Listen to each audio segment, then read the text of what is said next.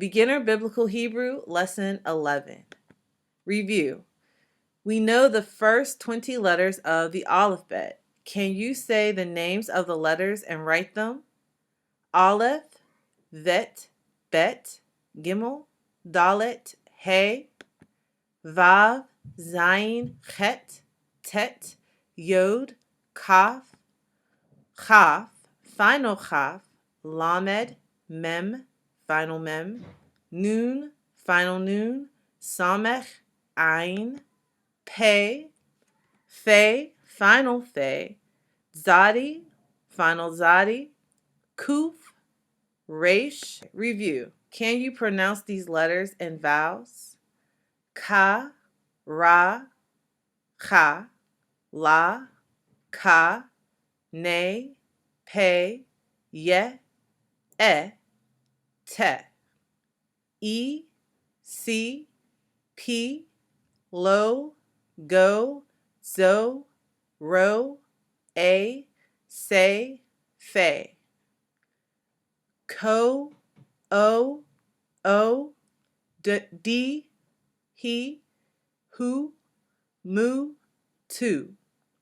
Zu, Bu, Fu, De, U, Mu, Ne, Me, Le, Be. Boy, Goy, Do, No, To, Sa, Ka, Me, E. We are now going to learn the 21st letter of the Hebrew alphabet. That is Shin. Like some of the Hebrew letters we have learned, Shin has two forms and sounds. When the dot at the top of the Shin is to the right, the letter is called Shin, as we have said, and it makes the sh sound. But when the dot at the top of the letter is to the left, it is called a sin, and it makes the s sound, just like the Samic. This is how you write a Shin. Now, you can follow the strokes here, or instead of making the second stroke down, you can just make the first stroke go all the way up and loop around, and then the third stroke would become your second stroke. So you can go ahead and you can practice writing the Shin with the dot to the right and the Sin with the dot to the left. Again, this is the same letter, however, depending on where the dot is, that will differentiate the sound that it makes. The final letter of the Hebrew alphabet is the Tav, and the Tav makes the T sound. So this is how to write a Tav. You make the first stroke just like you would with a He or a Chet, and then you make your second stroke, and you want to make sure you go out a little bit for the foot of the Tav. So we have some more look-alike letters here. We have the He, we have the Chet, and we have the Tav. And we can see the difference between the He and the Chet and the Tav is that the He has a little opening before you make that second stroke. Both the Chet and the Tav are closed for that second stroke. And the difference between the Chet and the Tav is the little foot on the Tav.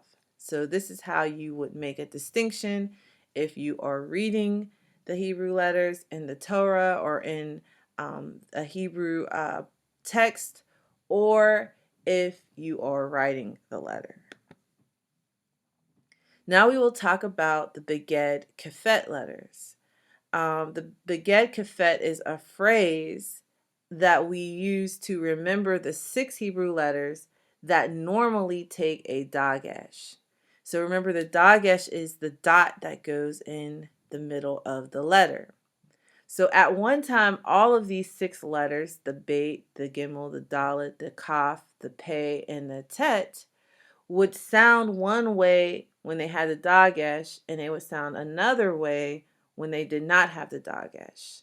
But now we only have 3 of these letters that sound different when they have a Dagesh or when they don't have a Dagesh. Those 3 letters is the bait or the vait, the kaf or the chaf, and the pe or the fe.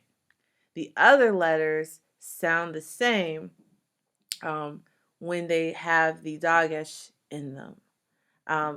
Remember that the Dagesh never changes the meaning of a word. So sometimes we will see words that have the Dagesh in them, and sometimes we'll see words that don't, depending on different spelling rules. But the Dagesh in a word doesn't change the meaning of the word.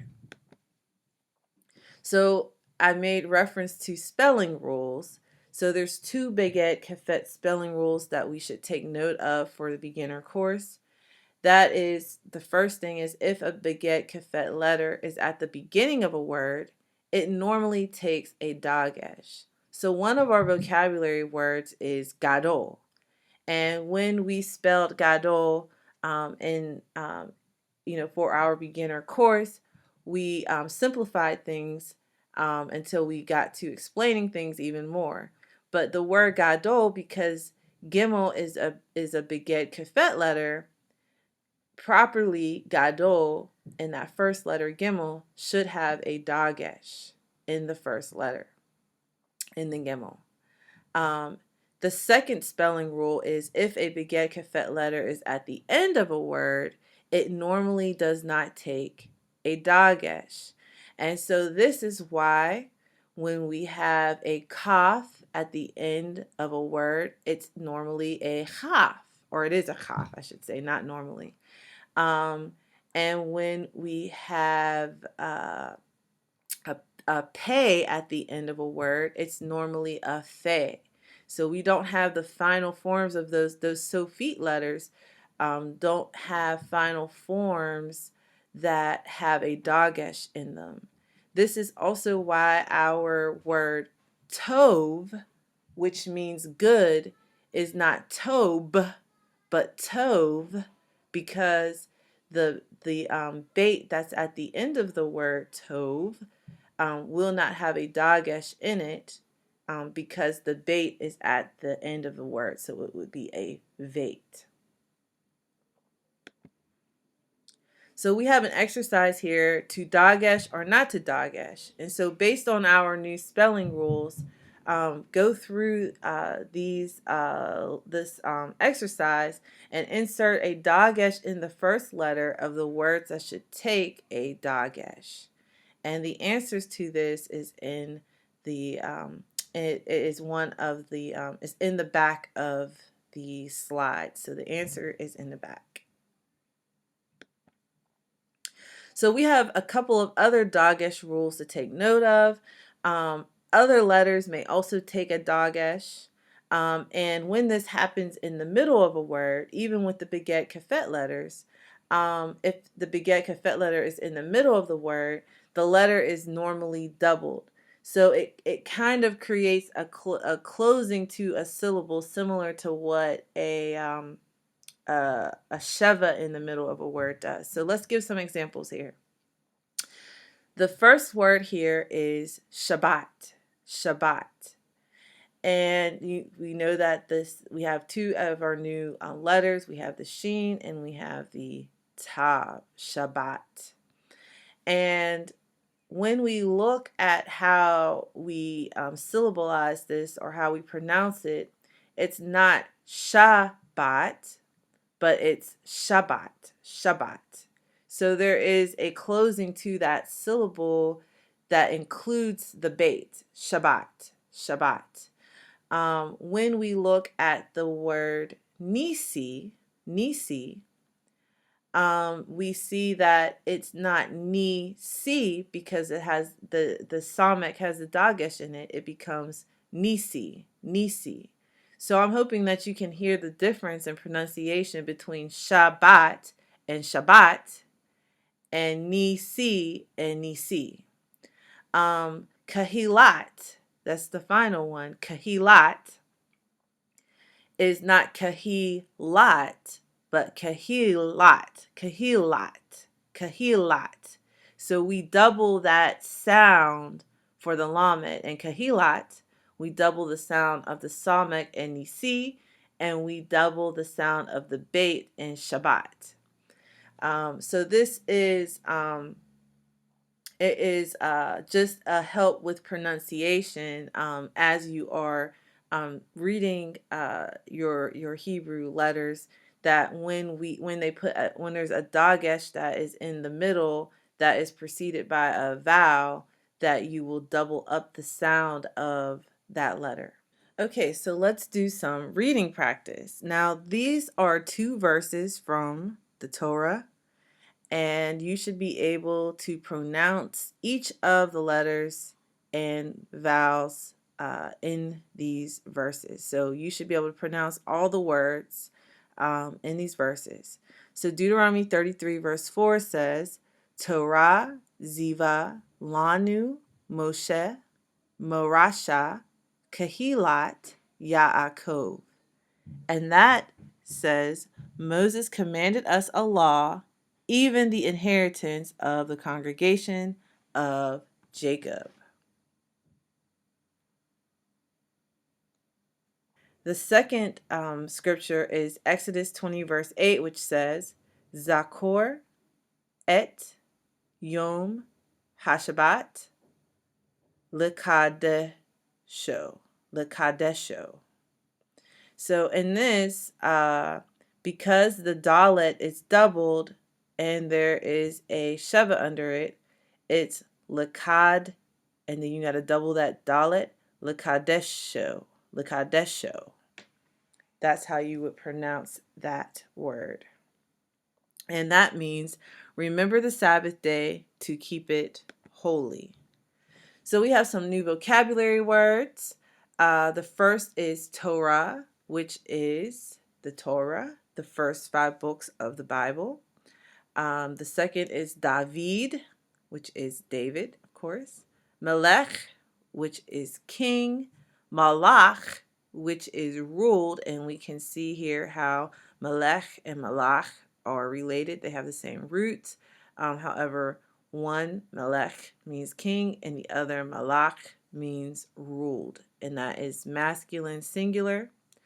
And Shama, or heard, or listen.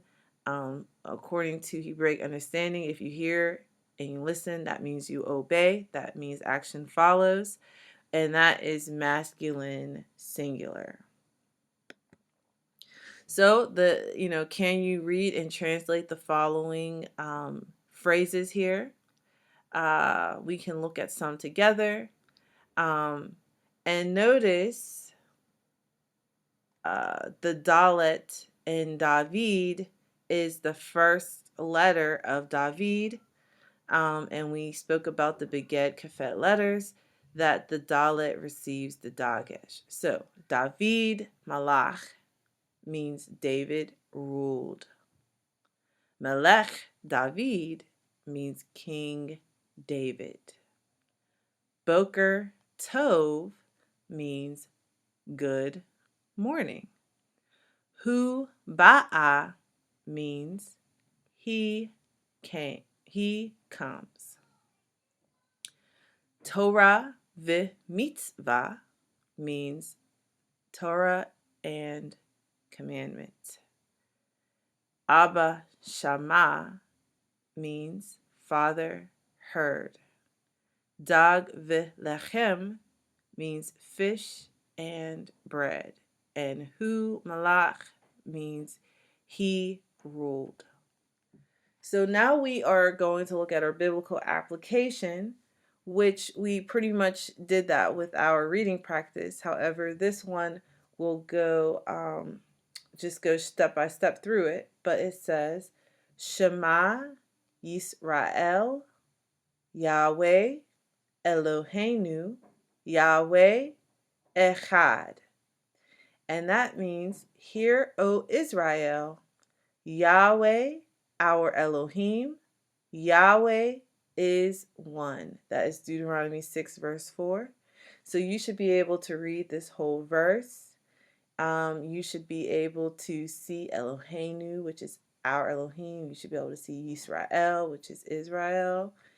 And Echad means one. Just like Derek Echad is one way, Echad means one. So we will have one more lesson for the beginner course. That would be lesson 12. And then you will be ready to move on to the intermediate videos. Shalom.